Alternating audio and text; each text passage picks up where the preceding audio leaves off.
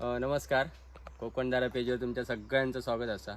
आपण असो आता आसोली गावात आणि आसोली गावात आपण सुरंगीच्या राईत असो. म्हणजे बघू शकता ही सगळी जिकडे आपण दिसतात ती सगळी सुरंगीची झाडं असतात सगळीकडे आणि त्या वरच्या डोंगरात पण सगळीकडे सुरंगीची झाडं गेलेत आणि खाली असे सगळे साडी आणि पाल टाकलेली आहे सगळे. त्याचं कारण एकमेव म्हणजे जी फुलं खाली पडतात सुरंगीची ती अशा प्रकारे आपण खाली पडलेली दिसते ती बघा आणि ती नंतर गोळा करून दलालांका किंवा सावकारांका विकली जातात. ह्याच्या मागचा आर्थिक गणित असा की कळे जे असत ह्याचे हे जे असे कळे जे असत ते 700 ते 800 रुपये किलोनं विकले जातात आणि जी फुलं जी असत ते 150-200 रुपयानं विकली जातात.